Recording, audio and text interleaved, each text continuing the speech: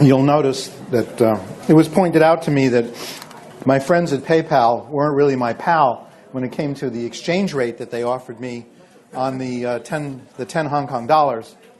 It was only converted to 75 point something Hong Kong dollars for 10 US dollars. So that's not so good, because for many years the real exchange rate has been 7.78. Although I read an article today in the South China Morning Post that the value of the Hong Kong dollar against the US dollar is the lowest in years today. It's 7.73. Not as bad as 7.5 something, but 7.73. So the question is, why does PayPal do that? Obviously to make money. And they peg the exchange rates. They don't give you a very good exchange rate, but it's much better than you're going to get at the airport.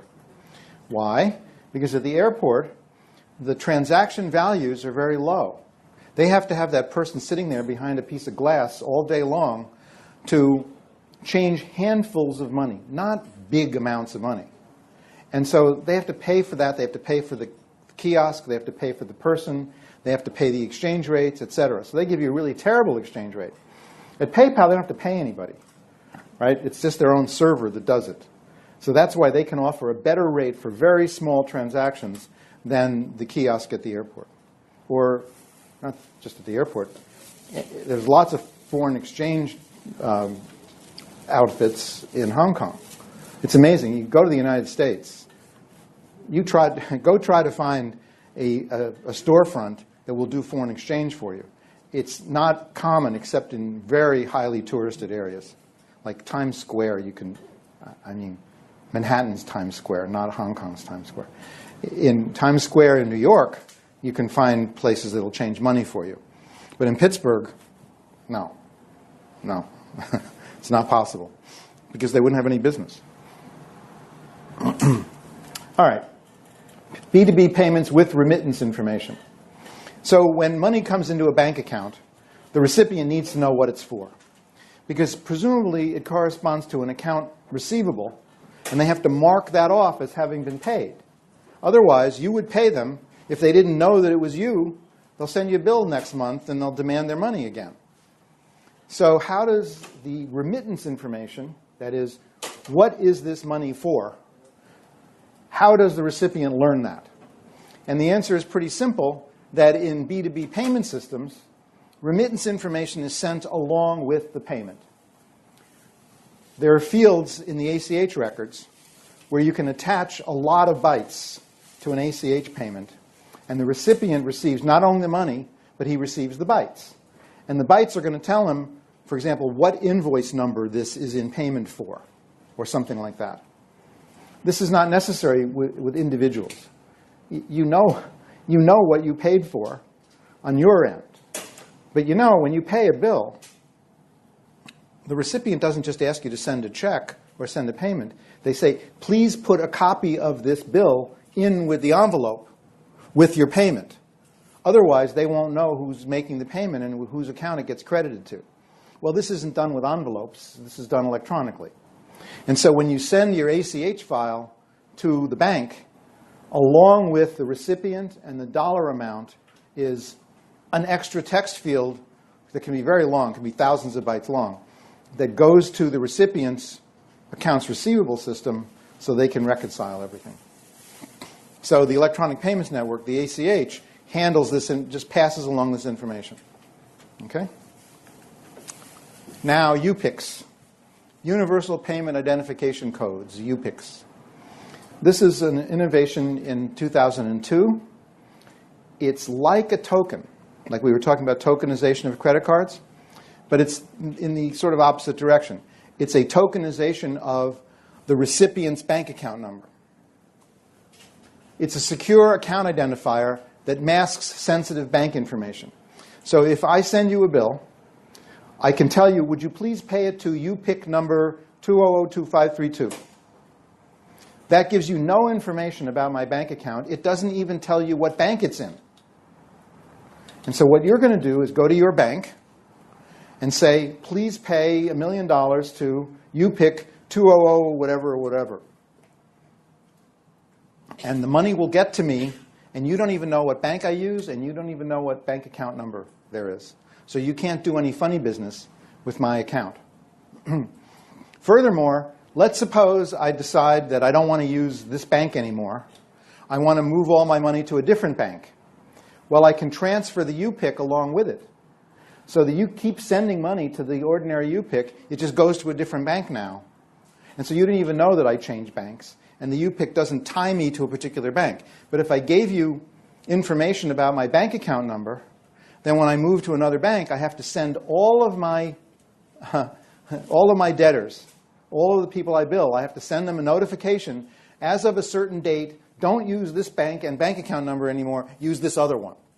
You never have to do that with a UPIC. The UPIC never changes.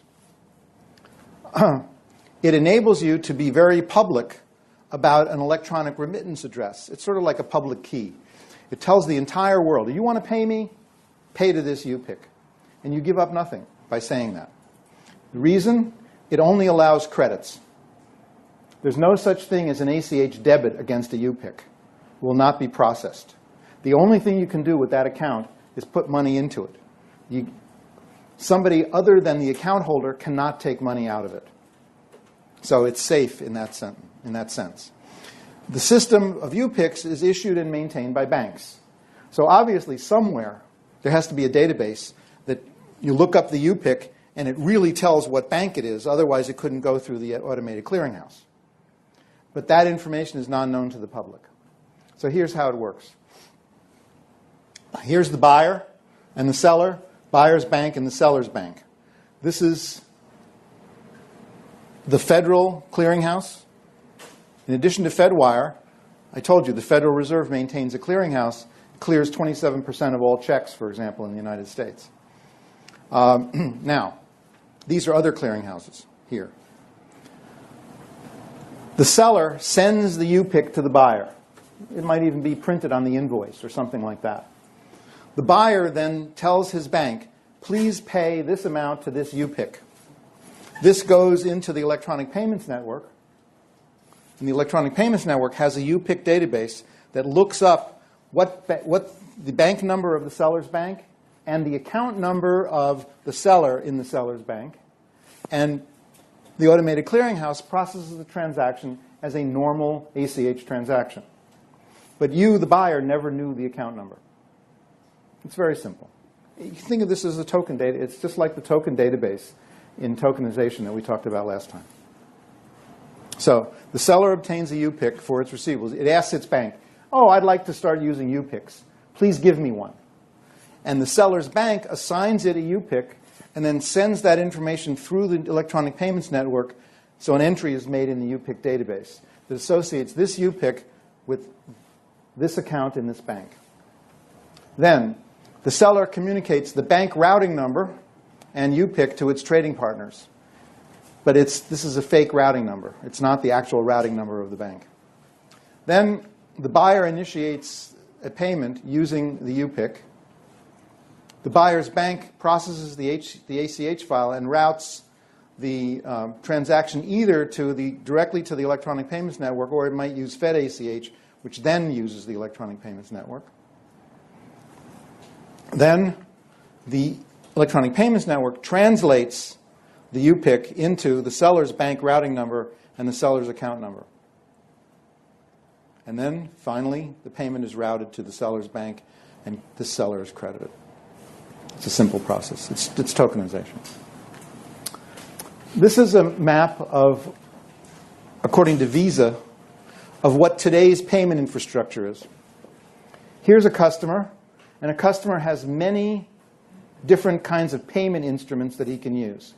Cash, credit transfer, which is an ACH credit, direct debit, which is an ACH debit, a high value transfer, which would be wire transfer through the real-time gross settlement system, retail cards like credit cards, or, for example, just electronic information, as used to be used directly between companies. These are different instruments. They may arrive in the payment system through many different channels. So it may come through the World Wide Web. If you do electronic banking with your bank's website, you can initiate a credit transfer on the web. You can also call up on the phone and you can ask for your bank to send money. You can do the transfer via your cell phone. You can initiate a transaction through an ATM machine. You go up and you stand there and you key stuff in, and money comes out. It's a payment mechanism, right? You didn't have the money before you walked up to the ATM. You put a piece of plastic in there and you use your finger a few times, and all of a sudden money comes out. You've just been paid. That's a payment mechanism. And then point-of-sale terminals. When you go to a store and you either use the MagStripe credit card or you apply NFC, these are many different channels within which these various instruments can enter into the system. But they have to be routed properly. So ATM transactions have to go to an ATM infrastructure, which I showed you is this worldwide network of ATM machines. If it is a real-time gross settlement to be made, however it was communicated to the bank, it ultimately has to get to the high-value infrastructure. This has to be sent to Fedwire if it's the US, Chats if it's Hong Kong, Target if it's the European Central Bank. It has to get routed properly. Then, eventually, there's settlement. And the banks have to settle with one another. And they have different settlements. I mean, there's a different settlement for credit cards, different settlement for ATM, different settlement for credit transfers, et cetera. All right. That's today's infrastructure. Complicated. This is Visa's view of the future. Tomorrow's payment infrastructure, which is single settlement. Single settlement is wonderful because what that means is every bank is going to make or receive one payment per day, instead of all these different payments that they have to settle for all these different clearings. Of course, it's a single settlement per currency. You can't settle in more than one currency in one transaction. So any currency they have to settle in, they'll either make or receive one payment. And here you still have all the customer, all the same different instruments, all the same channels. You don't want to give up these channels. But what's going to happen here is the bank switch that this goes into is going to reflect what the payment is for. And instead of sending it to a separate settlement system, it's all going to go to a single settlement system. And then there's a real-time platform that's going to settle through the central bank. That's Visa's view. Whether it actually comes to pass or not, I don't know. But there's a lot of movement in that direction, particularly in Hong Kong. And there's a concept called STP, straight-through processing. STP. STP. Straight-through processing is intended to remove the complexity associated with this, because it has to go through all kinds of things first before it actually gets settled. Here, it only goes through one thing before it gets settled. Presumably, this can be made very fast, whereas this is a real pain, because each one of these may operate at a different speed than the others. In the last lecture, we're going to talk about something called instant payment. Which, of course, you've already seen instant payment tonight. When I made the PayPal payment, it was essentially instant, right? Okay. B2B payments, we talked earlier on the first lecture, second lecture, about SWIFT and how SWIFT wants to be involved in every communication between a buyer and a seller, and between a buyer and his bank, and between a seller and his bank. And they have their branded system is called ePayments Plus. It's extremely popular. There's no reason not to use it. It costs 20 US cents, less than the cost of a stamp, which I think is now 49 cents US for a postage stamp. And I already explained to you what the benefits are. Non-repudiation, you can't deny that you sent the message because SWIFT has a record of it. It's time-stamped. And SWIFT knows what the status of all the transactions is because they're being reported to it through ePayments Plus. It's very clever. This just shows a sequence of events that causes an actual funds transfer to occur, where the buyer has to send an order to his bank to make a payment. Eventually, the bank will make the payment, but the payment itself does not go through SWIFT. SWIFT is not a payment system. SWIFT is only a messaging system. And then when the seller's bank receives the money, it confirms to the seller that it has received money on the seller's behalf. All right. Now, mainland. As usual, your professor has moved mountains to find all this information. You will not see this chart anywhere. Go look. Look all over the web if you want to. You will not find it. Unless if you do, it's this slide from me. That's where you would find it. Okay? The People's Bank of China is, of course, the central bank of mainland. It's not alone, however. There's the China Banking Regulatory Commission, and there's also the State Administration of Foreign Exchange, abbreviated SAFE. And that's a clever abbreviation. That's to ensure that RMB don't flow to places they shouldn't be flowing, and not too much of it flows, and that foreign exchange is regulated, and the central government of China can have a massive effect on what the exchange rate of RMB is as against other currencies. So normally, the law of supply and demand operates. But the law of supply and demand does not operate in regulated situations. Now, I'm going to give you a meta principle, very important. The law of supply and demand is not like a law of nature. Law of nature is something you can't violate, right? So if I drop this laser pointer, it's going to fall to the ground because of the law of gravity, right? You can't do anything about the law of gravity. You can do something about the law of supply and demand. However, meta principle, if you mess with the law of supply and demand, it always costs you money. You can't do it for free. So, for example, if you don't like the exchange rate, if you think that your currency is becoming too valuable, and you are the central bank, what do? You dump large amounts of currency onto the free market. And so the law of supply and demand will cause the value to go down, right? Well, who's paying for that? If you're selling RMB cheaper than they're really valued, you are paying in order to devalue the RMB. Okay, now let's suppose that you want to raise the value of the RMB against the dollar. You start buying lots of RMB.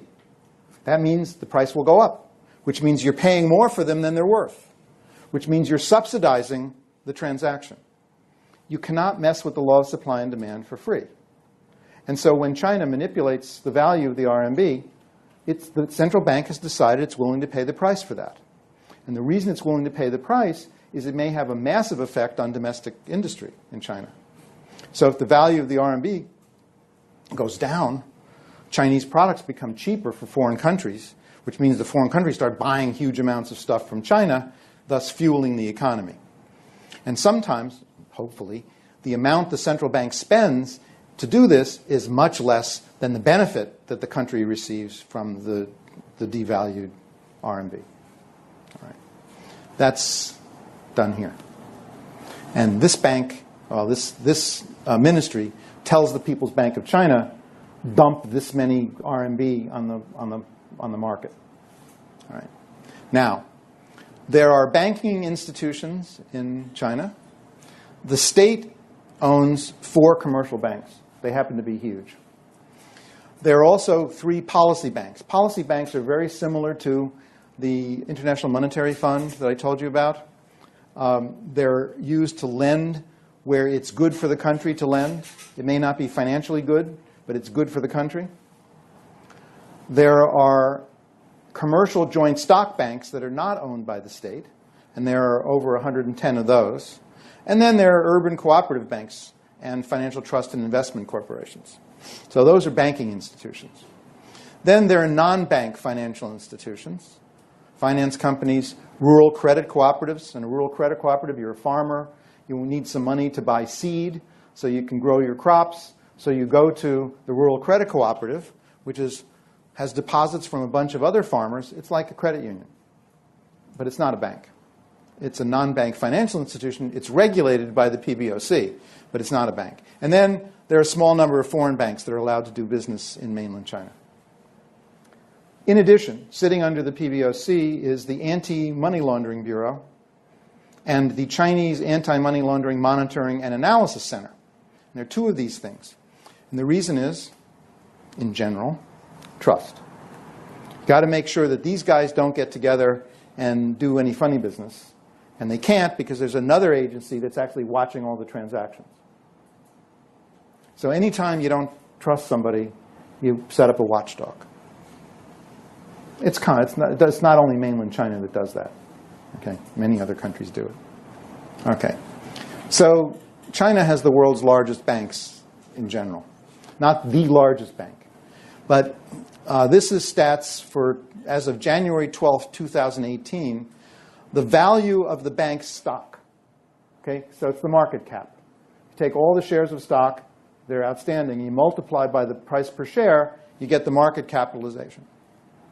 So the most valuable bank in the world is J.P. Morgan Chase in New York. However, the second most valuable bank is ICBC, and it's not really far behind.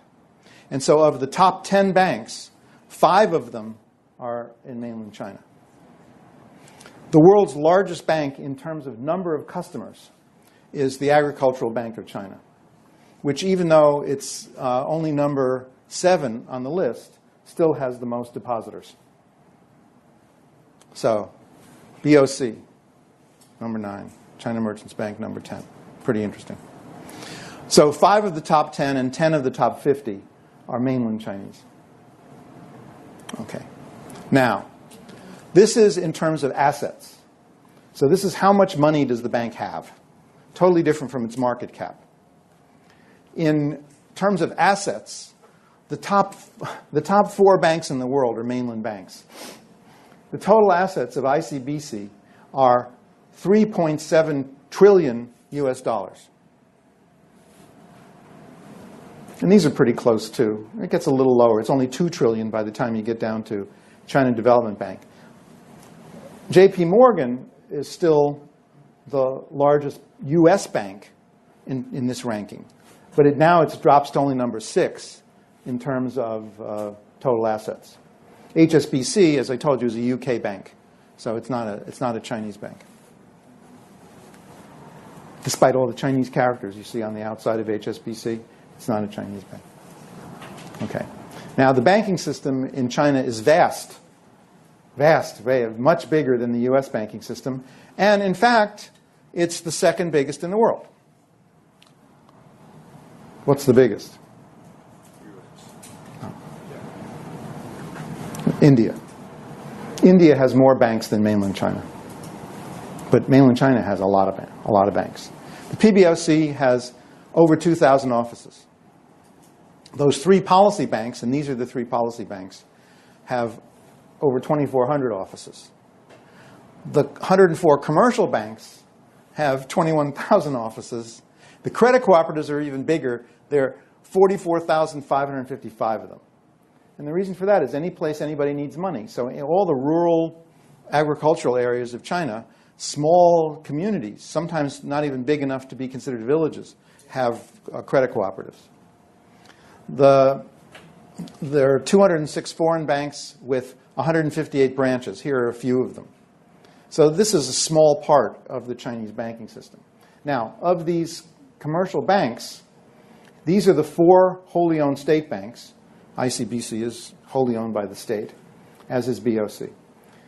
They have 53,000 branch offices around China. The 10 nationwide banks have over 4,000, and the 90 city shareholding banks, and these are typically what you'll see there is the name of a city at the beginning. There are 3,000 branch offices of those. So it's a vast structure. And what that means is that if you want to move money from one to another, it's a big system that does that because there are so many nodes in the network. Now,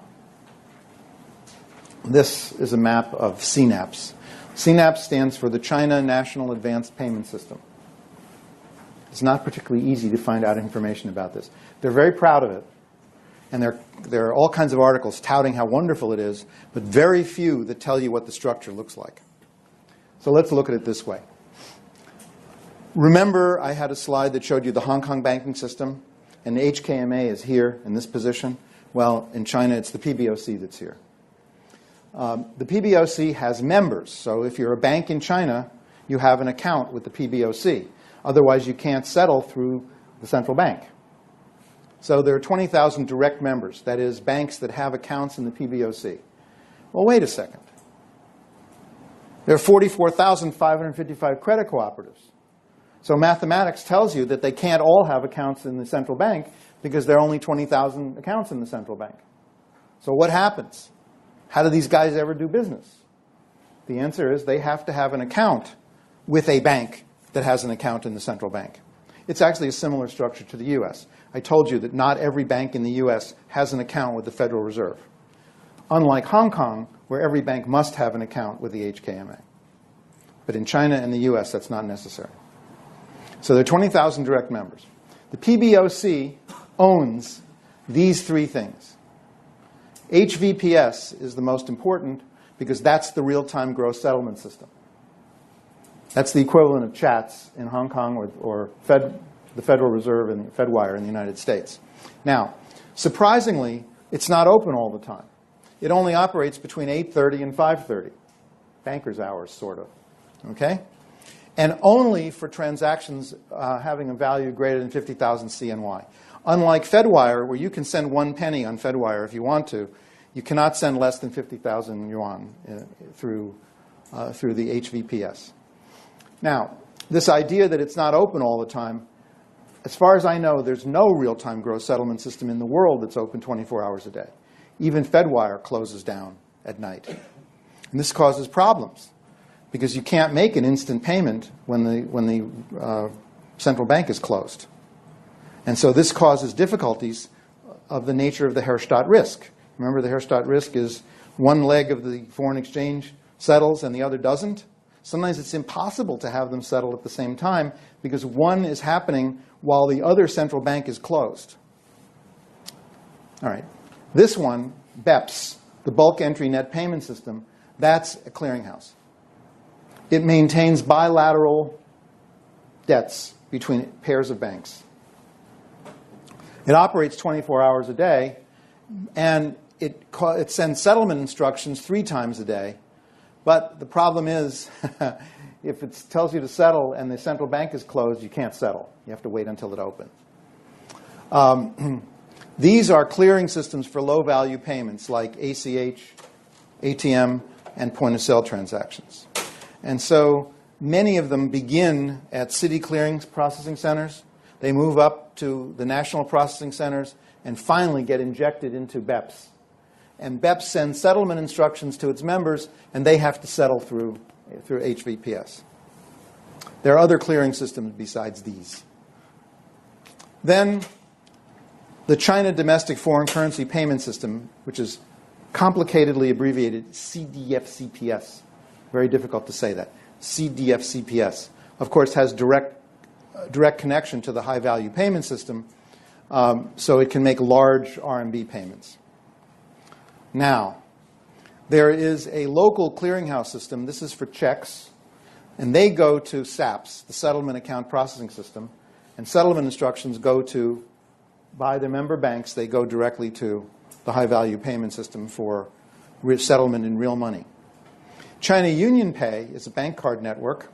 It has its own clearing system, just like MasterCard does. MasterCard and Visa have their own clearing systems. UnionPay has its own, and it feeds into HVPS. It has an account here.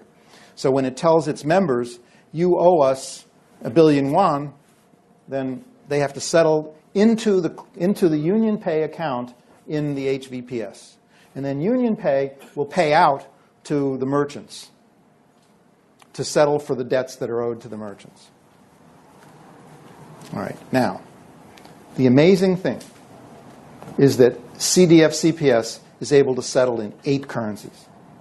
This is more than you can settle in Hong Kong. 8 different currencies. Now, as far as I know, they haven't implemented yet the cross-currency payment matching processor to make sure that both legs of the foreign exchange either both settle or both don't settle. But it's only a matter of time because they know about it. And it's not that tricky. If you were an undergraduate programmer, you could figure out a way to do it. So there's no fancy technology there. Okay? That's what it looks like. The volumes, 5.4 trillion CNY per day. The average payment is 3.5 million. This one, BEPS, 50 billion CNY per day. 50 billion, as against 5.4 trillion, is a factor of 100 less. And the reason for that is that these payments are low value. They're things that people are buying in stores. They're money people are taking out of ATMs. And they're ACH transactions, which are typically low value. So they're very critically important to the economy. But in terms of actual value, they're nothing compared to what moves through HVPS. China UnionPay, which is its own settlement, its own clearing system, handles twice as much, slightly more than the entire BEPS system does. So all of these things together are less than what goes through China UnionPay in a day.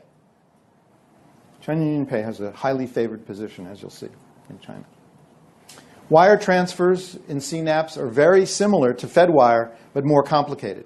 In FedWire, it goes from the branch of the Fed to that region's Fed to the Interdistrict Settlement Fund. So only 2 legs up and 2 legs down. This has 3 legs up and 3 legs down, because there are just so many more banks in China. But the concept is similar to FedWire. Okay. So you don't see quadrillion too often. I mean, you saw it the first night when I told you how much payment there was per year. Okay. HVPS processes 1.3 quadrillion CNY per year, averaging 5.4 trillion per day. 5.4 trillion per day. You know that's much greater than the total value of all goods and services that are sold in China in a day. So what's that money being used for? It's foreign exchange. BEPS processes over 18 trillion CNY per year. It provides both credits and debits. So just like I showed in PayPal, I just told PayPal, you have my permission to grab $1,000 out of my bank. You notice I did not communicate with my bank. I communicated with PayPal. PayPal's bank will grab the money. They will introduce an ACH debit transaction, which after clearing will cause money to be subtracted from my bank account and credited to GE Bank. You can do the same thing through BEPS. They have both credits and debits. They use check imaging, so they're trying to reduce the dependence on paper checks. So I showed you when we did check clearing in the second lecture, I showed you that basically they don't send paper around anymore. In the US, when they get a check, they image it. And from then on, it's just the image of the check that moves through the system. China is not completely there yet, but they're close. In most areas, it processes checks by imaging them. UnionPay processes more than 21 trillion CNY per year. That's a lot of money. Okay. Now, within the structure that I just showed you, there's a little more substructure. There's something called the Internet Banking Payment System, IBPS. In IBPS, it's getting real close to PayPal here. Posting to a recipient's account can occur within 20 seconds. PayPal is maybe a little faster than that. But PayPal doesn't have nearly as many accounts as PBOC does. It operates 24 hours a day, but there's a maximum value of any transaction of 50,000 CNY, which means it can't go through the HVPS because it's disallowed. However, the annual volume of this is greater than 20 trillion CNY. It's a lot of money, and it's free to banks. Costs them nothing. Unlike ACH in the United States, which actually costs money, this internet banking payment system is free to banks. The CDF-CPS, I told you, runs 8 different real-time gross settlement systems for 8 different currencies. What that means is if you have an account and you get credited with Canadian dollars, which is one of the currencies, that's your money. You can actually transfer those Canadian dollars immediately once they have shown up in your account. It's not just like a ledger entry. I mean, it's real money. This is a map of what the China International Payment System looks like. What you can see, there's no reason to go through all this detail, except that when I showed you before what foreign exchange looks like, there are banks, and banks have to have correspondent banks. And if the bank itself doesn't have a correspondent bank, then it has to send the transaction to a bank that does have a correspondent bank in the other country. So there's a complex structure here. What CIPS is doing is eliminating this structure and replacing it with SWIFT, which is a very smart thing. What's going to happen, of course, is that China will eventually be the largest customer of SWIFT, because the total number of messages that's going to send through SWIFT is vastly swamp any other country. China cross-border payments. All right. So CNY, it's a controlled currency. You can't do arbitrary things with it like you can with the US dollar. So for cross-border payments, the China domestic foreign currency payment system is always used. There's no other way to make a foreign currency exchange in China. The PBOC blessed 4 China settlement institutions called CSIs, China Settlement Institutions, for handling foreign currency settlement. Fortunately for you, each one of the 4 CSIs has an agent bank in Hong Kong. It's got a correspondent in Hong Kong. So here are the banks, and this shows you what currency they're settling in, and this shows you who their agent is in Hong Kong. Notice that for the first 3 banks, their agent is a branch of their own bank. That makes it real easy. For British pounds, Shanghai Pudong Development Bank apparently does not have a branch here in Hong Kong, so they've designated Citibank Hong Kong as their settlement agent. Okay? Now, you know that HKD, USD, and euros can all be settled directly in Hong Kong through chats. British pounds can also be settled, but special arrangements are needed to do it. It's not a real-time gross settlement system. All right. Now, how do you make a cross-border RMB payment? Suppose you want to take RMB out of China and put it somewhere else, for example, into Hong Kong. So here is the PBOC. This is mainland China, and this is somewhere else. Let's say it's Hong Kong. So PBOC has the China International Payment System, and there is a payment that needs to be made to a beneficiary. So this is the bank that's going to be paid because this company is a company that has supplied goods to a Hong Kong company. Okay? So over here, you have a company, and the company is going to owe money to this company. And this company has a bank, and this bank happens to have a correspondent in China. That makes it real easy, because that means this bank is going to have an RMB account in that bank. Okay? This isn't always so. Not every bank in Hong Kong has a correspondent bank in mainland, but that means it's going to have to go through one of those clearing banks, one of the 4 clearing banks that I showed you on the previous slide. And so there's simply a transfer because these clearing banks all have accounts in the PBOC. You don't, by the way, to have an account in the central bank, you don't have to be a bank in that country. So, for example, the Bank of England has an account in the U.S. Federal Reserve. It's a U.S. dollar account, but it allows the government of England to move dollars very quickly. And so these banks here, there's nothing that prohibits them from having an account in the PBOC, or that would prohibit the PBOC from having an account in the HKMA, which they can do. And so that's the process. It all involves, it's the same thing we looked at in Lecture 1. It all involves correspondent banks, except it's regulated by the PBOC. You can't escape the PBOC, because they have to watch all the CNY transactions. Okay. So this is another diagram of the same thing. The onshore RMB market is RMB in China. The offshore RMB market is RMB being paid from other countries. They go through a clearing bank. The clearing bank has an account with PBOC, so they can move money through CNAPS, the China National Advanced Payment System, et cetera, et cetera, et cetera. That's all. This is the same thing. I like doing this.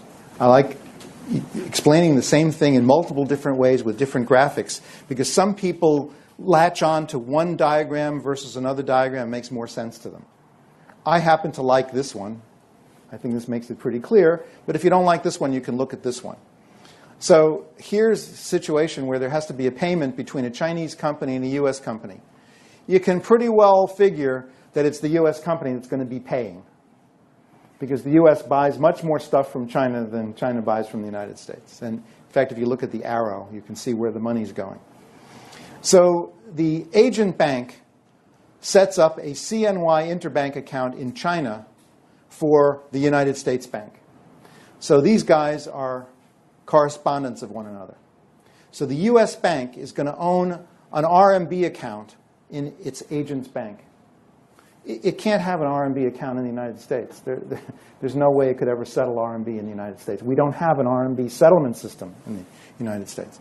So this bank now has an RMB account in the Chinese agent bank. Okay? Now, because of the regulations of the PBOC, this account can only be used for CNY settlement of cross-border trade. They can't just suddenly start paying it out because they feel like paying it out to people. There has to be an actual international trade transaction that corresponds to the payment. And that's audited by the PBOC. Otherwise, there'd be lack of control over where the RMB are going. Now, the US bank, this one, US bank, can buy and sell CNY from the agent bank because it's got an account there. Right? The transaction amount, however, is limited by the PBOC. Otherwise, money could start moving around in ways that they don't want. The clearing banks, these banks, are always either in Hong Kong or Macau. The Chinese clearing bank and the Chinese agent bank must report loans and the CNY interbank account balance to the RMB cross-border payment management information system. Things have to be reported. All these foreign currency transactions, you can't do them secretly. If you do, the bank will lose its charter, people will go to jail, who knows what. So something really interesting happened, I read in the paper today. You know that there are all kinds of scandals in the United States. Mr. Trump is causing all of this to occur. And so there's this stripper named Stormy Daniels. I'm only telling you this, not because of lurid interest, but because it actually involves electronic payment systems. Okay? Really, I'm not kidding. I mean, it would be fun to talk about anyway, but it wouldn't be justified because I'm being recorded here, right? As you know, because they all get posted to the Moodle. All right. So there's this stripper named Stormy Daniels. And Stormy Daniels apparently, I don't know this for a fact, but she had an affair with Donald Trump while he was married to his current wife, Melania. And apparently Stormy figured that this information that she had about her affair with Trump could be pretty valuable before the election in 2016.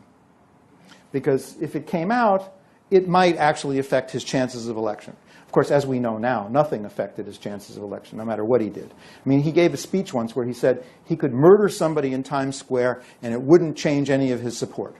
And he might have been right about that. Anyway, Stormy Daniels is threatening.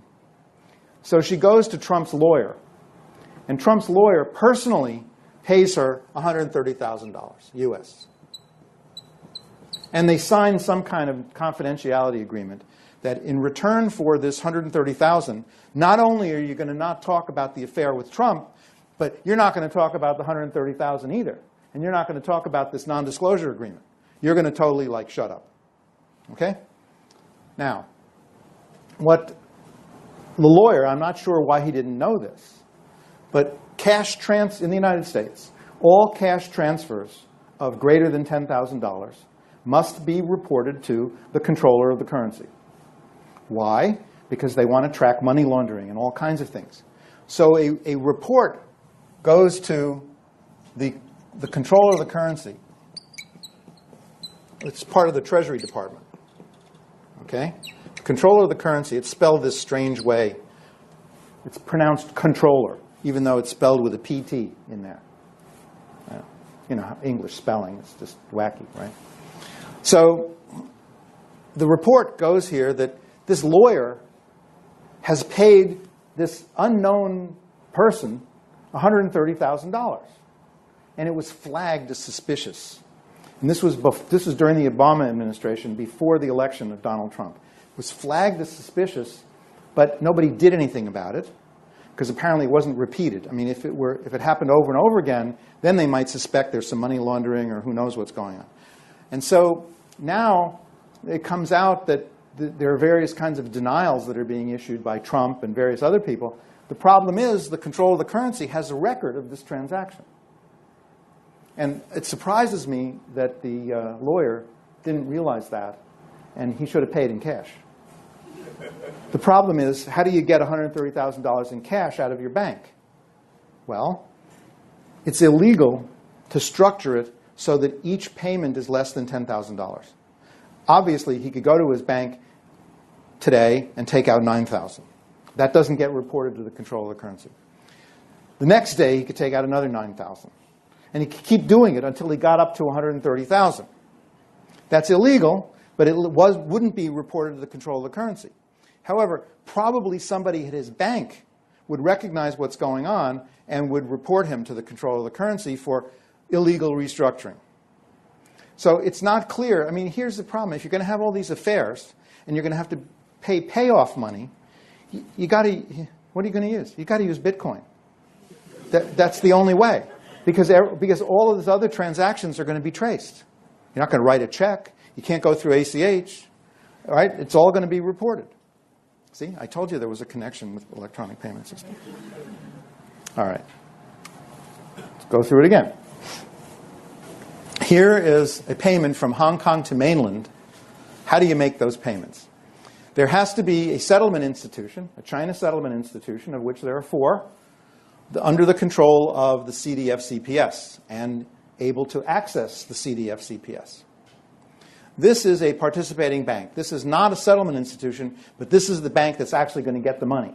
It has to go through this bank to get to that bank. This bank is not authorized to engage in cross-border transactions by itself. Otherwise, it would be outside the purview of the controlling ministries.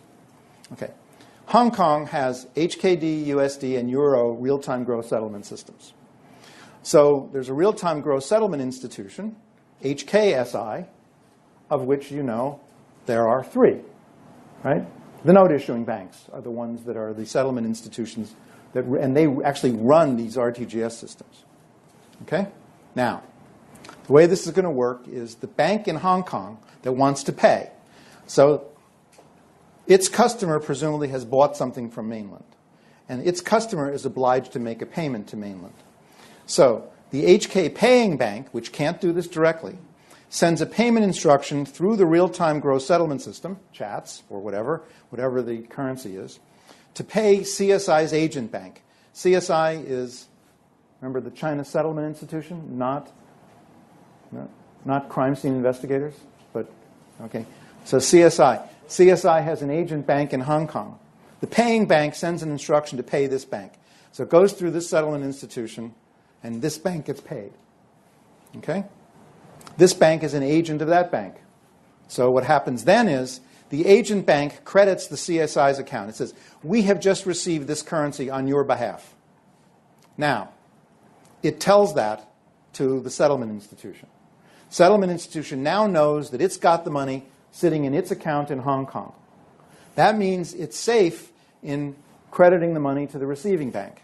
So the CSI then pays the receiving bank through CDF-CPS, which settles in 8 different currencies. And so the money is now received by the receiving bank, but the Chinese government knows everything that happened because they control CDF-CPS.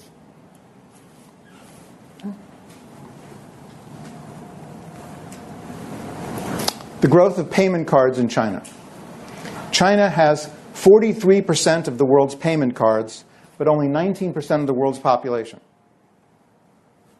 That means there's a lot of credit card action going on in China. A lot. And so what this is showing is credit card versus debit card. So a payment card includes both credit and debit cards. What you can see from this is that credit cards themselves are growing in popularity slowly, but they're still small compared to debit cards. Now, why do people use debit cards instead of credit cards? Well, merchants love debit cards because the fees are really low, because there's no risk to the merchant, and almost no risk in a debit card transaction. But also, in order to have a credit card, you have to have credit, which means you have to be sufficiently solvent, you have to be working, and you have to be able to prove that you make more money than you spend. Otherwise, you're never going to be able to pay your credit card bill. So still, the most popular payment cards in China are debit cards, not credit. All right. Mobile payment growth in China is almost hockey stick-like. Okay, if you look at this is in dollar value. This is in billions of RMB. This is 5 trillion RMB up here. That's the expectation in 2018, that it's going to be 4.5 trillion paid by mobile means. In China, mobile already dominates PC payment. So PC payment is something that I would initiate through my PC. Mobile payment is something I would do on my smartphone. You can see what's happened here. Mobile was tiny even in 2011. Now, 2018, actually it became dominant in 2016, and now in 2018 it's 62% of payments. UnionPay. The number one card system in the world, 3.1 billion issued cards. That's interesting. There aren't 3.1 billion Chinese people. So how can you have 3.1 billion issued cards? Well, companies have them. Some people have more than one of them. Companies have many of them, etc. 23 trillion transactions a year. They are issued in 23 countries. The number 3 international system in transaction value, 2.5 trillion. It lags behind only Visa and MasterCard. It's bigger than EuroPay, for example. And the population of Europe is greater than the population of the US. 90% of them are debit cards, however. 10% are credit cards. And 5% are dual badged, meaning you can use it as either a debit card or a credit card at your option. I have dual badge cards. I never use the debit card. Why would I use a debit card if I could use a credit card? So something wonderful happened to me during my first job. I had a flat tire while I was driving from my parents' house in New York to my workplace, which is about an hour-and-a-half drive. I get a flat tire, and I managed to limp into a service station, and they changed my tire. And I gave them a credit card. And the charge never appeared on my credit card bill. I got a free tire. If I had used a debit card, the merchant would have been paid instantly, and I would have paid for it. So I was 21 then. Ever since that day, I've never used a debit card again, because I hope that the charge will not appear on my credit card. In any case, why should I pay now when I can pay later? Time is the enemy of money for the merchant. Time is the friend of my money. UnionPay is 15 years old, and it didn't take long for it to get to the position it's in. Now, here's its advantage. It has a cushy relationship with the Chinese government. China UnionPay is the only company with guaranteed access to CNY payments. So if you want to make a payment in CNY, there's no other credit card company that can guarantee that. China UnionPay can. Other companies can only process payments in foreign currency. Now, if you're a Chinese merchant and you want CNY and somebody shows up with a Visa card, you're not happy. In fact, you might choose not to take Visa cards. And there are many merchants in China that don't take MasterCard and Visa. They only want UnionPay because they want to get paid in CNY. They don't want to have to pay foreign exchange fees to get CNY. So this is a built-in advantage. American Express cannot pay in CNY. American Express can pay in HKD, no problem. All right. So China UnionPay has an online payment protocol called UPOP. It's very similar to 3D Secure, which you've already seen. Remember, the concept of 3D Secure is, how can you authenticate during the transaction that you are really you? You can't do it by presenting a chip card, because the chip card doesn't, somebody might have picked it up on the street. Yes, maybe with PIN you could do it, but then you can't do that so easily remotely, because you don't have a chip reader in your PC. But here, if you're going to do something remotely, What happens is very similar to 3D Secure. During the transaction, you're online. You've given your credit card information to the merchant. And what happens is your browser is redirected to your issuing bank that issued a China UnionPay card. And you're asked, you seem to be engaging in a transaction with this merchant for this amount. If so, please type in your password. You type in your password. Your issuing bank verifies your identity and then passes the transaction through the network, again, without revealing what your password is. So it's really just like 3D Secure, except they call it UPOP. So this will make more sense to you than to me. You're supposed to type in your credit card number. You have to put in your CVV there. Then you say you prove that you're a human. I'll tell you that story sometime. These things are really easy to defeat. They're called CAPTCHAs. They were invented at CMU, my university. And they're getting weirder and weirder because people are writing neural networks that figure out what the code is there to enter it into the field. So it doesn't prove that you're human. It just proves that you're smart, right? And a computer can be smart. All right. And then after you do the right thing, it says it's successful. The system will return to the online store automatically. So this takes you to UnionPay. After you've entered your information, now it says, OK, you paid your 78.48 RMB, and I'm going to send you back to your merchant. So it's a redirect payment method. It's just like 3D Secure.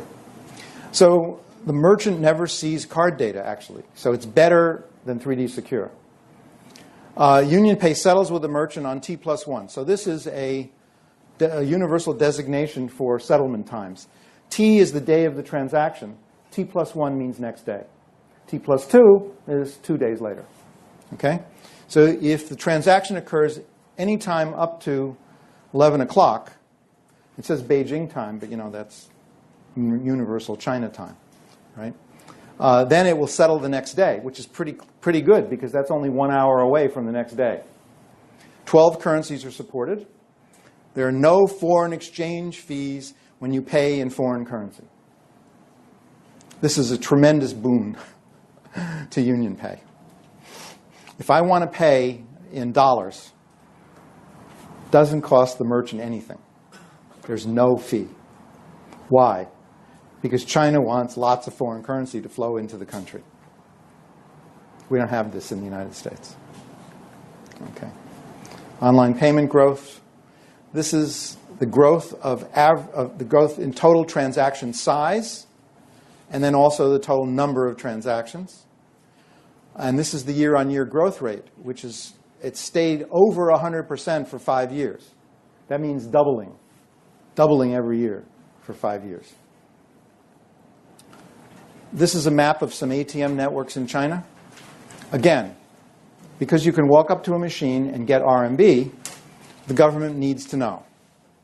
And the way the government finds out is all ATM transactions go through the People's Bank of China.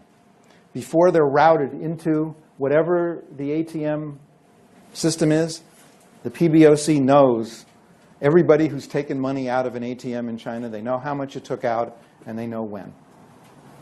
Whether that bothers you or not, I don't know, but I'm assuming the same thing occurs in the United States, so it wouldn't particularly bother me, because I'm not paying Stormy. Okay? There are 3,000 ATMs in Hong Kong that are on the China Union Network. All right. NFC in mainland China. That's nice when you don't have democracy. PBOC ordered the conversion of all credit and debit cards to smart cards by fiat. Why? Because the PBOC is the supreme financial authority. They just said, thou shalt. They didn't ask anybody, would this be a good idea? They just said, you got to do it. Okay? So there were 3.3 million point-of-sale terminals that had to be updated or replaced so that they would accept smart cards with the chip. And they also have NFC.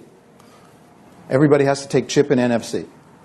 I don't know if the conversion is completed yet, but by fiat they did it. Okay. China mobile payments dwarf US. I already showed you that. These are projections from 2015 to 2019. Zoom. This is the US. US. This little thing down here is the United States in mobile payments. And this is China. So it's a totally different world, which is amazing to me because the people in the US walk around with cell phones all the time also, just like they do here. But they just don't use them for payment transactions as much because the number of NFC readers in the United States is much lower. Yeah, you could pay a merchant if you wanted to, but you have to key in a lot of stuff to do it. We don't have the situation where you just scan a QR code and pay. I mean, some merchants do. But very rarely can you tap your cell phone in the United States and make a payment. But you can in China. Alipay, the leading online payment service. So it's in a sense a competitor of PayPal, except it's much bigger. Over 500 million active accounts, 500,000 merchants, 175 million transactions per day. And it even has escrowing. So there's a risk, right? When you buy something online, you might pay, but you might not get the stuff. And so you're secured against that by Alipay because they offer escrow services. Until the merchant releases the goods to them, they will not pay the merchant. So there's no possibility of the merchant keeping the money and not sending you the stuff. This is a wonderful service that we don't have in the United States. We have insurance that will compensate you, but that doesn't mean you get the goods. You just get your money back. Here you get the goods. Otherwise, you've never paid the money. And then it has Smile to Pay facial recognition software. It's a way where you authenticate yourself by smiling to your cell phone. Apple can do that too, because I told you the iPhone X has neural network built into the hardware that does facial recognition. So here's the escrow model. The escrow model is the buyer and seller agree on the terms, but the seller doesn't ship the goods yet. The buyer instructs Alipay to pay the seller. Number 3, Alipay notifies the seller that there has been a payment order. Now, the next step is the seller is safe in shipping the goods because he knows he'll get paid when the goods arrive. He knows the money's there. He doesn't have it yet. When the goods arrive, the buyer advises Alipay that the goods have arrived. Only then does Alipay pay the seller. Yeah, you can ask questions, what happens if he doesn't do it, if he lies about it or whatever. He'll lose his Alipay privileges. And so he'll do it once, and he's not going to gain that much money for it, and from then on, he's in real trouble. Okay. WeChat Pay is embedded in Tencent. We did this. I did these slides the other night. We don't have to do them now. Okay. So, major ideas for tonight. PayPal has 90% of the P2P market in the world outside China. When you compare PayPal to Alipay, it's small. So this looks like a great statistic until you see the footnote outside China. Alipay has almost 70% of the China P2P market. It has competitors, but they're small. The mainland has developed state-of-the-art payment systems, and I believe that instant payment, which is very close now in China, 20-second internet banking system settlement, 20 seconds, is essentially instant payment, is probably going to also be the future of B2B payment. Right now, it's only used for less than 50,000 RMB. That's not good enough for B2B. Instant payment is going to overtake everything else for B2B because time is the enemy of money. It reduces risk. Okay, so get your minds ready for Thursday when you're going to learn everything knowable about cryptocurrencies and Bitcoin and blockchain. Anyway, everything knowable in 3 hours.